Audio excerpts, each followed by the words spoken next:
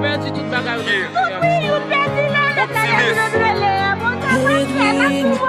Ok, one mic, one MC. Check this out, records, baby. Vle nou tout prend konsyans. An fòjan pou nou ka sauve peyi. An met tèt ansan pou li pa peri. Kaze brise menan yel va pitil nou. Se plis pak li fè nou fè. Nan poprete, nan masite. Fè mechosté, fè tout nan pa respekte. Nan plis salte fè tombe. Li tap pi bel. Si nous chaque te vivant frère, yon de gen respect pour l'autre, puis gagne fait l'autre mal pour ça le faire. Ven prend conscience que nous c'est même, yon sel nous faible, on nous font sel. Qui tout pas ou joue pour nous à pays, nous c'est nous pour faire le bel. Pays m'pas qu'un seulement problème. Problème politique, c'est trop sans cas qui n'en vient nous qui fait qu'à nous plus critique. Qu'on y a espoir, tout jeune qu'on y a, c'est al Brésil ou bien Chili. C'est parce que yo est très bien payé, rien li pas offrir. V'lè nous dit non avec violence.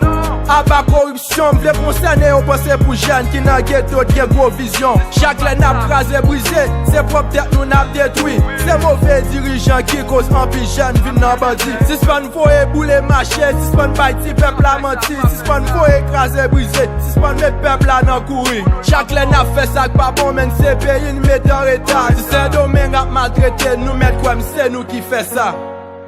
An fòjan pou nou ka sauve peyi. An met tèt ansan pou li pa peri. Kaze brise menan yel va pitil nou. Se plis pak li fè nou fè. Nan poprete, nan masite. Fè mechosté, fè tout nan pa respekte. Nan plis salte fè tombe.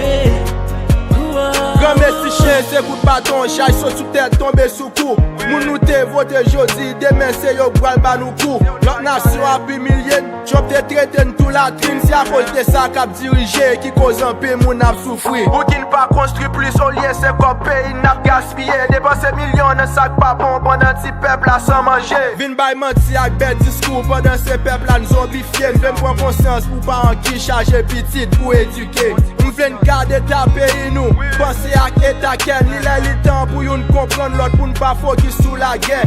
C'est l'union qui a fait penser puis gal mettre espoir sous la haine. Si c'est pas détruire propre frère nous, m'vle nous tout pour nous faire la paix. Nous toujours dit libérer pendant nous tous style minoté.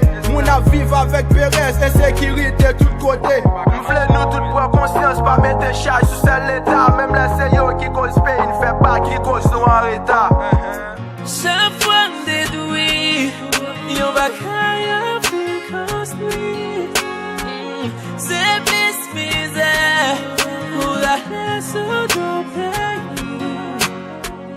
Kaze brise pas petit nous again. Pour les marcher pas petit nous again. Fils malaise ou la gueule a souffrir. Cause yon maman a papa petit. An fòjan pou nou ka sauve peyi. An met tèt ansan pou li pa peri.